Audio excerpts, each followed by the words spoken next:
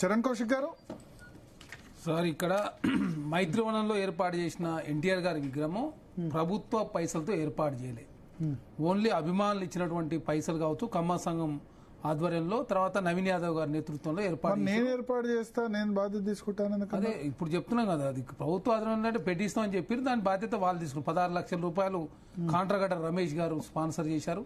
ఎన్టీఆర్ గారి అభిమానులు తర్వాత 2 నెలల కాలం పాటు కష్టపడి శిల్పి రాజ్ కుమార్ గారు, కాకపోతే ఆ ఏరియాలో పర్మిషన్ మాత్రం ప్రభుత్వం పర్మిషన్ ఇచ్చింది. దానిలో అనుమానం లేదు. ఖర్చు మాత్రం ఎన్టీఆర్ అభిమానులు పెట్టారు. తర్వాత రూపకల్పన మాత్రం రాజ్ కుమార్ గారు, తర్వాత నవీన్ యాదవ్ గారు, కమ్మ కార్పొరేషన్, తర్వాత కాంట్రాగడ్డ రమేష్ గారు మాత్రం స్పాన్సర్షిప్ చేసిన పరిస్థితి మనం చూసినాం.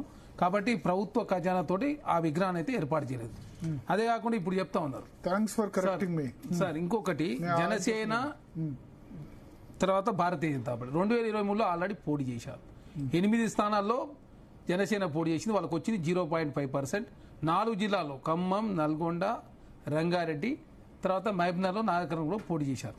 మొన్న మున్సిపల్ కౌన్సిలర్ ఎలక్షన్ దాదాపు 365 కౌన్సిలర్ పోటీ చేసి 2 కౌన్సిలర్ గెలిచారు. ఒకటి నేరేడ్ జిల్లా, 2 మంచిర్యాల.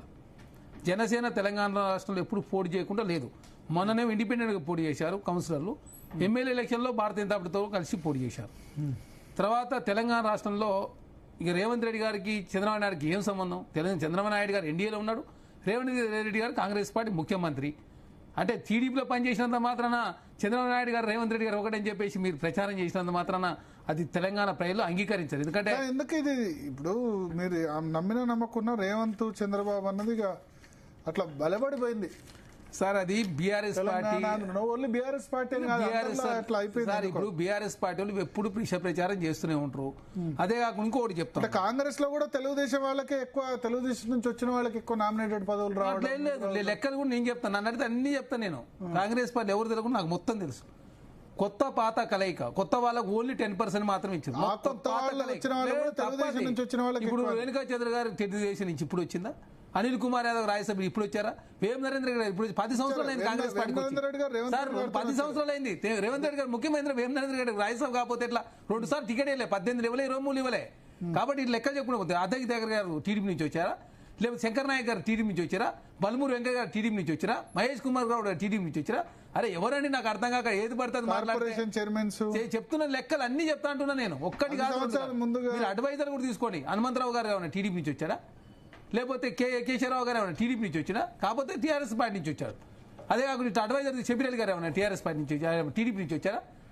అడ్వైజర్ తీసుకున్నా, కార్పొరేట్ చైర్మన్ తీసుకున్నా, ఎమ్మెల్సీలు తీసుకున్నా, ఎంపీలు తీసుకున్నా, తెలంగాణ రాష్ట్రంలో కాంగ్రెస్ కొత్త పాత ఇంకా టీడీపీ నుంచి వచ్చిన వాళ్ళకి వాస్తవం చెప్పాలంటే కేసీఆర్ గారు అత్యధికంగా ఇచ్చిండు. తుమ్మల నాగేశ్వర గారు అప్పుడే టీడీపీ నుంచి వచ్చిన వారికి రాజ్యసభ అదేవిధంగా మంత్రిని చేశాడు. తలసాని శ్రీనివాస్ యాదవ్ గారు మంత్రిని చేసిండు. ఒక్కడు కాదు, మొత్తం టీడీపీ సంబంధించిన మొత్తం క్యాబినెట్ అంతా కూడా టీఆర్ఎస్ పార్టీలో ఆనాడు ఉన్నటువంటి పరిస్థితి కూడా చూసినాం. ఆనాడు చంద్రబాబు నాయుడు క్యాబినెట్ ఉన్న వాళ్ళు, తర్వాత టీడీపీలో ఉన్న వాళ్ళు, తర్వాత కేసీఆర్ గారు మంత్రివర్గంలో ఉన్న పరిస్థితి మనం చూసినాం. కాబట్టి మసిబూసి మారేడుకాయ చేసే ప్రయత్నం బీఆర్ఎస్ పార్టీ చేస్తూ ఉంది. మొన్న నాగార్జున సార్ల గలాట కూడా గదే క్రియేట్ చేసి 2023 తెలంగాణ రాష్ట్రంలో పోలింగ్ జరుగుతుంటే ఆంధ్ర తెలంగాణ పోలీసు పెట్టి నాగార్జున సార్ దగ్గర గలాట క్రియేట్ చేస్తే తెలంగాణ రాష్ట్రంలో హైదరాబాద్ లో కేసీఆర్ గారికి ఓట్లు వేసిన పరిస్థితి, రూరల్ మొత్తం కాంగ్రెస్ పార్టీకి ఓటేశారు. తర్వాత ప్రజలంతా మేలుకొని కంటోన్మెంట్లో కావచ్చు, జూబ్లీ సెలక్షన్ లో బీఆర్ఎస్ పార్టీకి ఓడగొట్టారు. తర్వాత ఎంపీ ఎలక్షన్ లో బీఆర్ఎస్ పార్టీ మొత్తం 3rd ప్లేస్కి వెళ్ళిపోయింది. మీరు చూడండి 3rd ప్లేస్. హైదరాబాద్ లో ఎమ్మెల్యే ఎలక్షన్ లో బీఆర్ఎస్ పార్టీ నెంబర్ 1 వస్తే నెంబర్ 2 కాంగ్రెస్ వచ్చింది, బీజేపీ 3rdకి వెళ్ళిపోయింది.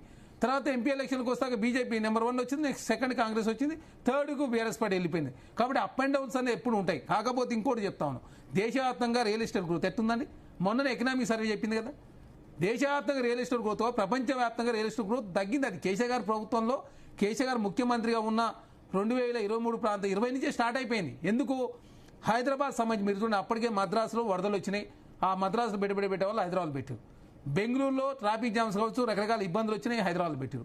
అమరావతి జగన్మోహన్ రెడ్డి గారు ముఖ్యమంత్రి ఉండే అమరావతిని వదిలిపెట్టడంతో అక్కడి నుంచి వచ్చింది. ఇప్పుడు అన్ని సెట్ అయిపోయినాయి. బాంబేలో వరదలు లేవు, మద్రాసులో లేదు, బెంగళూరులో లేదు, అమరావతి అంతా సెటరేట్ అయింది. అదే కాకుండా జాతీయ స్థాయిలో కావచ్చు, అంతర్జాతీయ స్థాయిలో యుద్ధాలు కావచ్చు, రకరకాల మార్పులు కావచ్చు, ద్రవ్యోల్బణం కావచ్చు, దాంతో మొత్తం రియల్ ఎస్టేట్ గ్రోత్ ప్రపంచంలోనే డౌన్ ఫాల్ స్టార్ట్ అయింది. అది తెలంగాణ అనేది భారతదేశంలో అంతర్భాగం కాబట్టి భారతదేశంలో ఉన్నటువంటి రియల్ ఎస్టేట్ గ్రోత్ తగ్గుతున్నప్పుడు తెలంగాణ కూడా తగ్గుతుంది.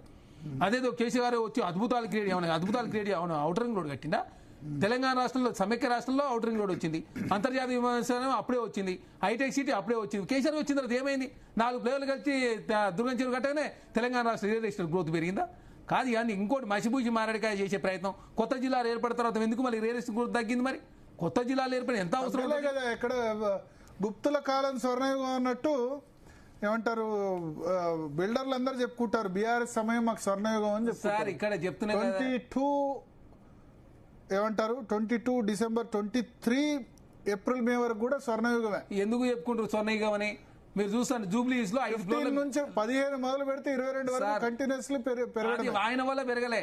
మద్రాసులో వరదలు, ట్రాఫిక్ జామ్స్, బాంబేలో ట్రాఫిక్ జామ్స్, ఆ సమస్యలు పెరిగింది. గుప్తుల కాలం స్వర్ణయుగం అన్నట్టు బిల్డర్లకు రియల్ ఎస్టేట్ కు స్వర్ణయుగమే కదా బీఆర్ఎస్ సమయం 2015 నుంచి 23. మరి రాజశేఖర రెడ్డి గారు ముఖ్యమంత్రి ఉన్నప్పుడు స్వర్ణయుగం కాకపోతే 2008 రాజశేఖర రెడ్డి గారు ఉన్నప్పుడు 2008 వరకు దయచేసి 2008 నుంచి మేము కూడా రియల్ ఎస్టేట్ చేస్తాం. రియల్ ఎస్టేట్ అనేది ఎప్పుడు ఒకే కాన్స్టెంట్ గా ఉండదు, పరిస్థితులను బట్టి మారుతుంటది.